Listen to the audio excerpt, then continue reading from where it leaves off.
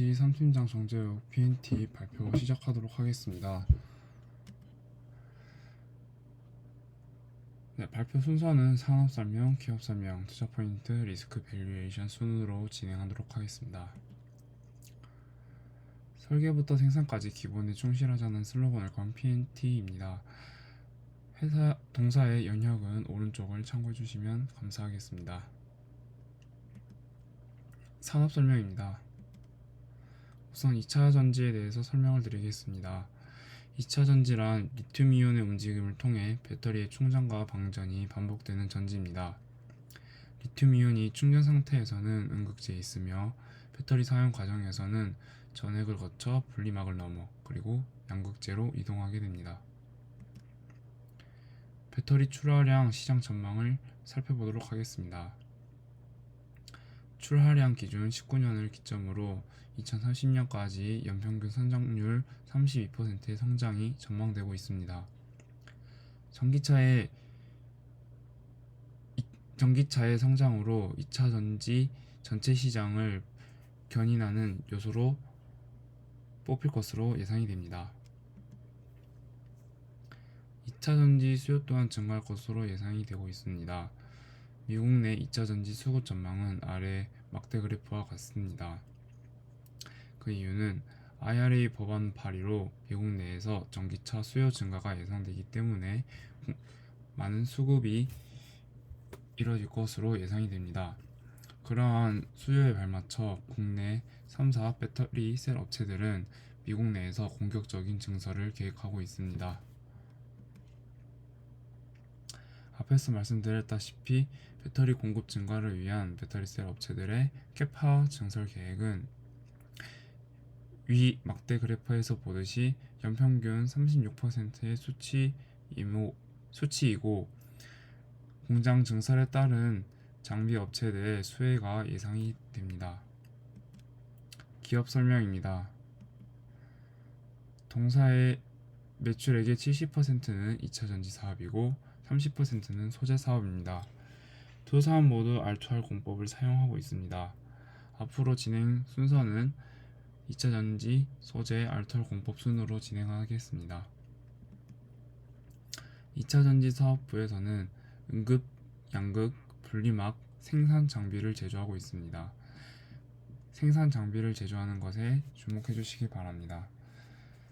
동사가 커버할 수 있는 범위는 쿼터, 프레스, 슬리터 과정의 장비를 제조하는 것입니다.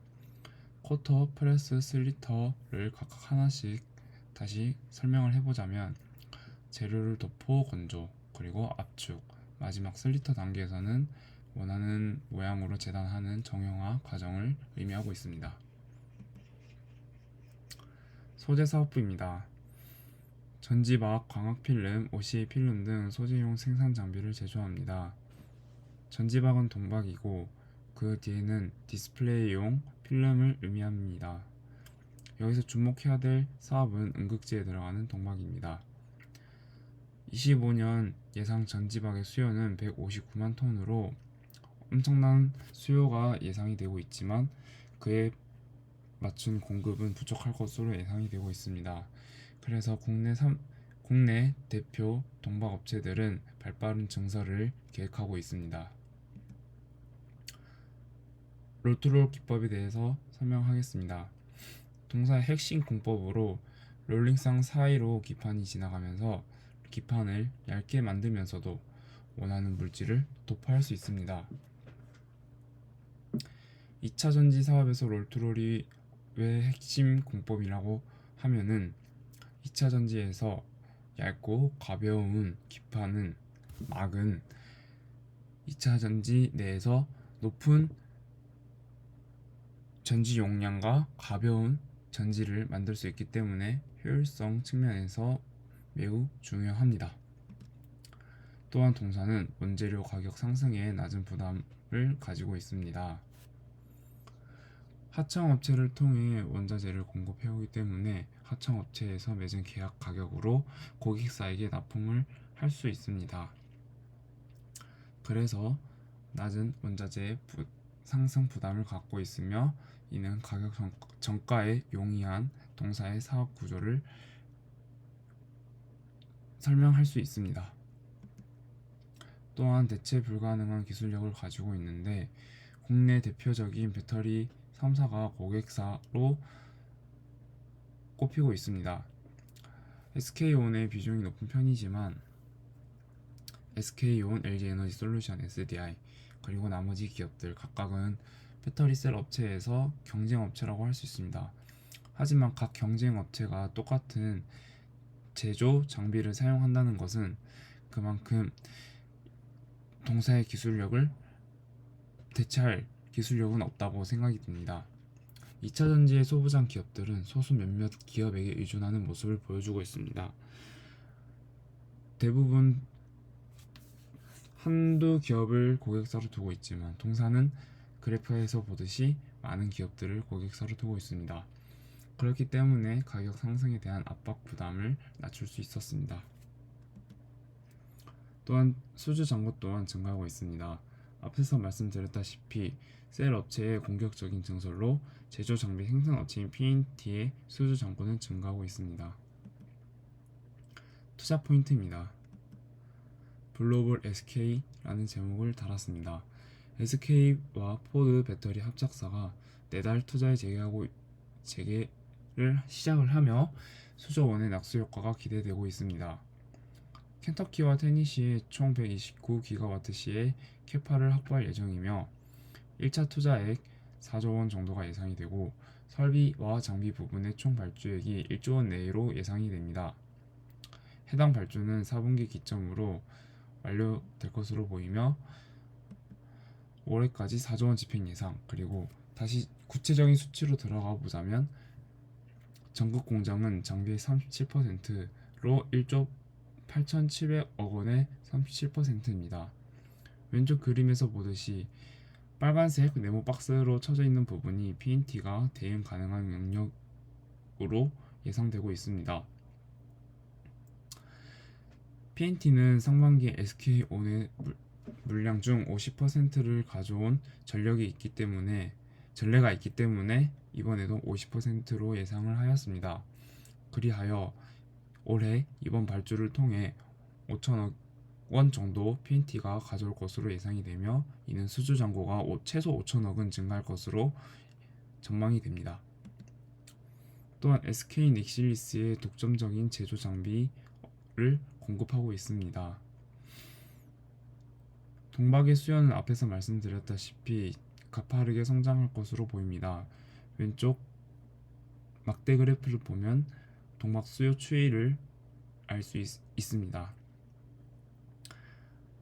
SK 넥실리스는 22년 기준 점유율 22%로 글로벌 1위 기업입니다. SK 넥실리스 또한 증가하는 동박 수요에 발맞추기 위해 발빠른 동박 생산 캐파 증설을 계획하고 있으며 25년까지 25만 톤 정도 확보할 예정입니다. 이러한 수치가 성공적으로 이루어지게 된다면 글로벌 점유율 38%의 점유율을 가져갈 수 있음을 예상이 됩니다. 또한 높은 영업이익률을 보여주고 있습니다. 2차 전지 장비 제조 업체 중에서 가장 높은 영업이익률을 가져가고 있습니다. 위 그래프에서는 2차 전지 장비 제조 업체 대표적인 제조 장비 업체들의 영업이익률을 나타냈는데 P&T가 단연 독보적인 것을 알 수 있습니다. 완성셀 업체들은 5에서 8% 영업이익률을 보여주고 있으나 P&T는 14.4%의 높은 영업이익률을 보여주고 있고 앞으로 계속해서 영업이익률이 상승할 예정입니다. 리스크입니다. 명성 TNS의 지분을 14.97%포인트 추가 확보하면서 16.84%의 지분을 가지게 되었습니다. 이로 인해 P&T는 명성 TNS의 대주주가 되었습니다. 앞으로 30%까지 확대할 예정이며 무리한 경영을 통해 거래가 중지된 명성 TNS의 경영 정상화를 위해 P&T는 100억 원 이상 투입할 계획입니다. 동사의 작년 영업 당기순이익이 600억 원임을 감안하면 100억 원은 적은 수치가 아닙니다. 또한 대손 충당금 설정률 또한 상승을 했는데 순대손 처리액, 충당률 대비 순대손 처리액을 한번 보겠습니다. 이 수치는 충당률을 설정한 것에 대비하여 실제로 못 받은 돈의 비율을 제가 한번 계산해 보았습니다. 재작년에는 실제 충당률 대비하여 실제로 못 받은 돈이 10%였으나 작년에는 3%로 감소하였습니다.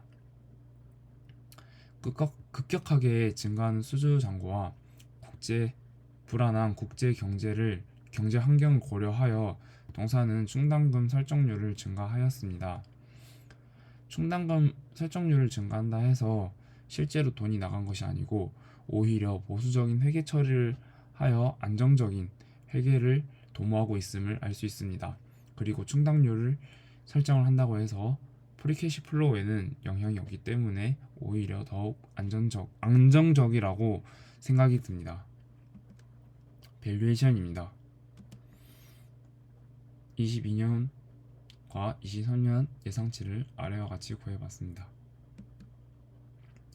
22년 예상 매출액은 4,806억 원으로 예상하였습니다. 가동률 곱하기 수주 잔고 중 매출로 인식 가능한 영역을 곱하면 매출액으로 나타난다 라는 가정을 통하여 이를 제가 구하고 싶은 수주 잔고 중 매출액 인식 가능을 위의 식에서 역산을 하여 구하여 보았습니다.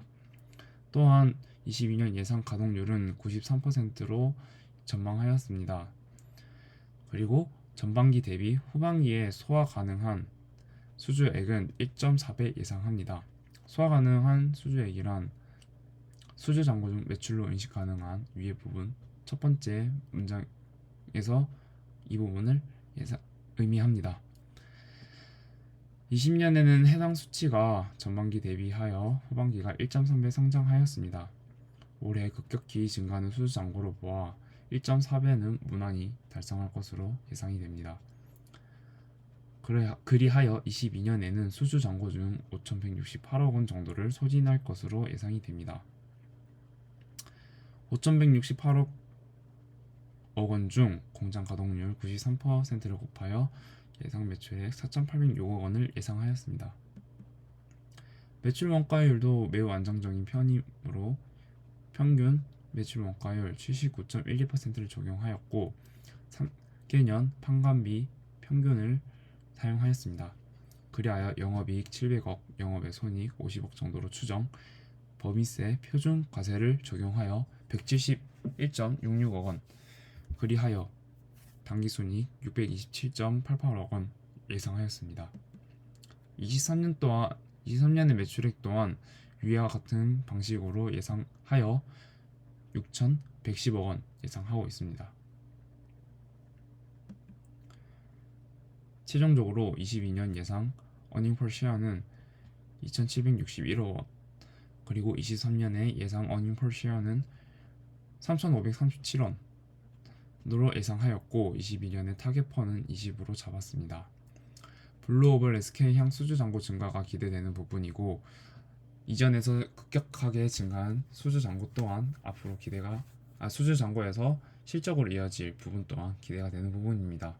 그리하여 타겟 프라이스 55,200원으로 상승 여력 20% 예상을 하고 있으며 23년 타겟 펀은 17로 잡았습니다.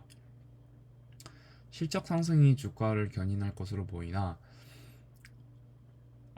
그 이전에 급격하게 21년에 셀 업체들의 공격적인 증설로 급격하게 증가했던 수주로 동사가 받았던 목표 기대치는 조금 하향할 것으로 보여 PER은 17로 작년에 비해 조금 낮게 잡았습니다. 그리하여 타겟 프라이스 61,100원으로 현재가 기준 상승 여력은 30.65% 예상하고 있습니다. 이상 발표를 마치며 질문 받도록 하겠습니다.